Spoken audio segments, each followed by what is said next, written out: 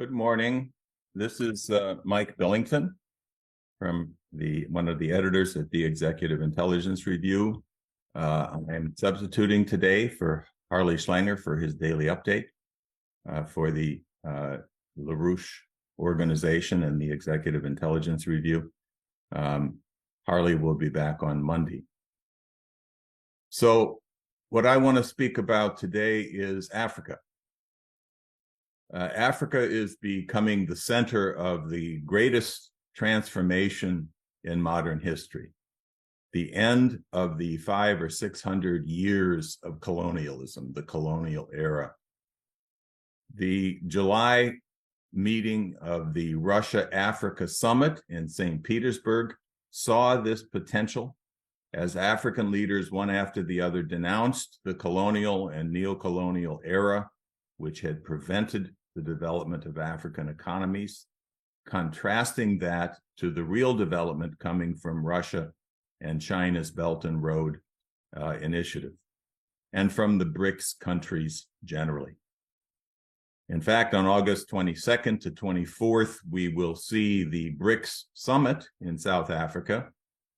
There are three core focuses of this summit meeting. First, the expansion of the BRICS itself. There are 23 countries which have applied to become members of the BRICS and 20 others who've shown interest as clearly the new focal point of development in the world as opposed to the war forces coming out of the Western world. Secondly, they're going to be discussing currency. They have already been involved in setting up non-dollar trade mechanisms, trading in local currencies rather than the dollar, which has been militarized and is used to justify imposing sanctions for stealing the reserves of countries that have their money saved in the West. They are also moving towards trading in the Chinese currency, the renminbi, the yuan. Just recently, Russia, just over the last couple of days, Russia told the Japanese that they will continue paying for the oil which the Japanese companies are developing in the Sakhalin Islands in Russia. But they're going to pay in the Chinese yuan. Now, the Japanese aren't terribly happy about this, but this is the reality. They are using the Chinese currency as a basis for trading in some of their oil. Or the other key thing that will be on the table is a plan originally developed by Lyndon Larouche in an article in the Executive Intelligence Review in the year 2000 called Trade Without Currency, towards a basket of commodities. This plan was adopted by Sergei Glaziev, one of the most brilliant economists in Russia, and he's been working with the Chinese and other BRICS countries over the last several years on putting together the idea of a new currency for trade only, not replacing the national currencies, but a currency to be used for trade between nations that participate. Whose value will not be determined by the speculation on Wall Street or the City of London, but will be determined by the participants based on a basket of commodities, which would include things as gold, raw materials, other things connected to production, so that you have a currency whose value is determined by the actual cost of production rather than by speculators. And then the third key issue at the BRICS conference will be African development. Ramaphosa, the president of South Africa, has invited all of the African leaders to attend. Most of them have already agreed to attend. The theme of the conference itself is now called, quote, BRICS and Africa, Partnership for Mutually Accelerated Growth and Multilateralism. This is the new world order that's replacing the bankrupt, collapsing Western financial dictatorship that's governed the world under the colonial era for the last 500 or 600 years. Now, what else is happening in Africa? I'm sure you've all heard about the revolt in Niger. This you can rest assured that what you're reading in the Western press and in the Western TV reports about what happened in Niger, that this is yet another military coup against a democratic government, and we must all come together to save democracy from this military junta. These are lies, which most people now understand that virtually everything you hear from the Western commercial media is lies. What it actually is more important. It's a symbol of the revolt against the colonial powers, which is taking place across the global South. In this case, the Francophone African countries. There have been 4 coups, military coups, in 4 of these Francophone countries, which are all neighbors. The first was in Mali in the year 2020, then Guinea in 2021, Burkina Faso in 2022, and now Niger this year in 2023. In all 4 cases, the first thing they did was to expel the French security forces who were supposedly in their country to help fight terrorism, but which they recognized was simply a continued colonial occupation of their country. Niger's new leader, Abdurrahman Chiani, gave the French 1,500 troops based in Niger 30 days to withdraw, to go home. And they suspended uranium exports. Niger is a major source of uranium for the world's nuclear energy sector. France, of course, is a major nuclear energy producer, and 15% of their uranium comes from Niger. 25% of Europe at large depends on Niger for their uranium, for their nuclear industry. They've cut it off. Now, Niger has not yet expelled, not yet anyway, has not expelled the U.S.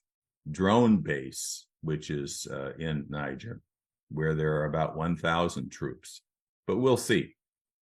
Now, what about the U.S. role in Niger? Well, our beloved Secretary of State, Tony Blinken, visited. He talked with the deposed President Bazoum on the phone. They wouldn't allow him to visit with him, but he spoke with him on the phone. But he didn't meet with the new leaders who were too busy, they said. They were meeting with their actual friends from Mali and Burkina Faso. But Blinken, of course, threatened the junta with more sanctions.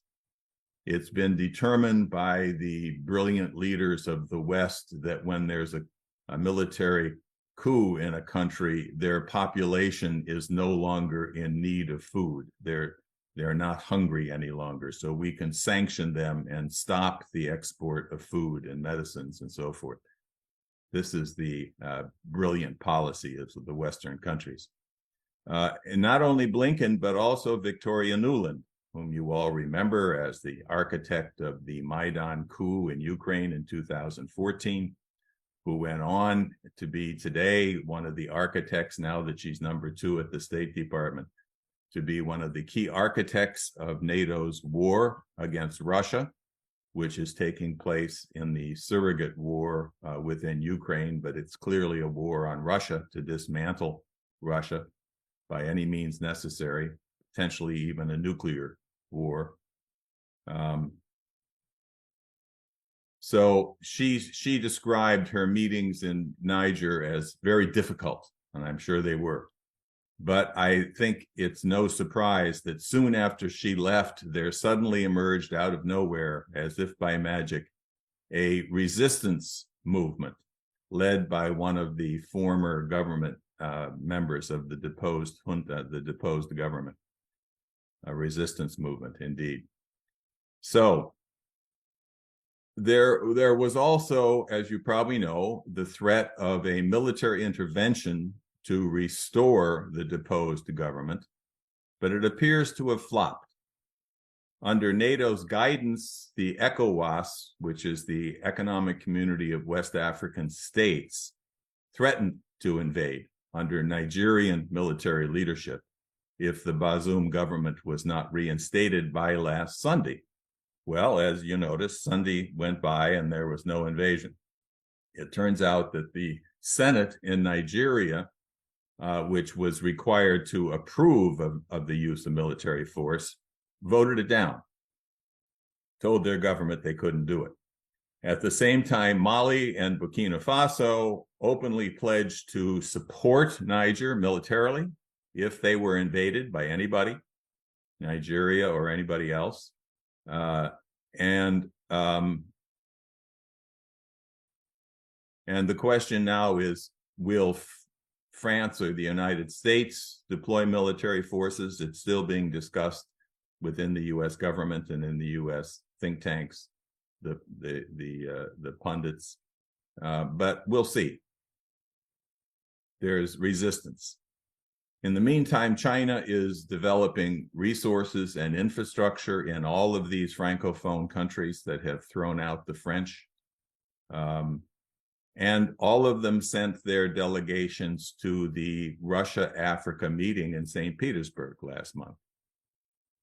So this is the New World Order, not only against war, but more importantly, for development as the basis for peace. This is what Pope John the 23rd said once. He said, the new name for peace is development.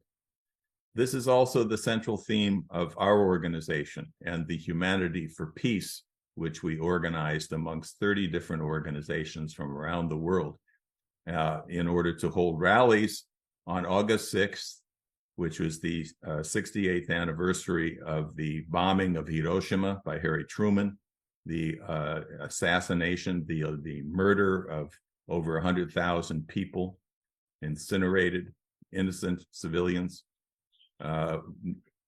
against a country which had already been suing for peace. There was no reason for the use of nuclear weapons. This was a demonstration to the rest of the world that we were mad enough to use these weapons of terror if they didn't follow our instructions. This was the New World Order of the imperial powers of the British and the Americans.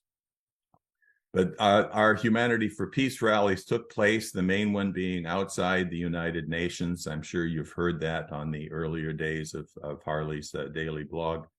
A very successful rally, pulling together representatives from around the world and demonstrating that we can bring together the international peace movements with the revolt taking place in the global South against the colonial era. These can be brought together around the idea of development, a new architecture guaranteeing both security and development for every country on earth. This is our purpose, and to totally bring an end to this horrible colonial era of mankind. So lastly, let me mention that the Western banking system is indeed crumbling. Following the crash of several major banks in the spring, starting with the Silicon Valley Bank in March, and then later the collapse of Credit Suisse, a major bank in Switzerland. It was declared by the pundits and the media and so forth that the crisis was over.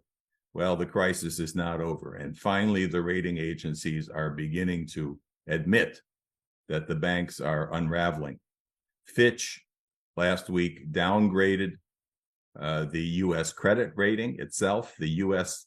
national credit rating, due to the rising interest rates and what they described as an anticipated fiscal deterioration over the next 3 years.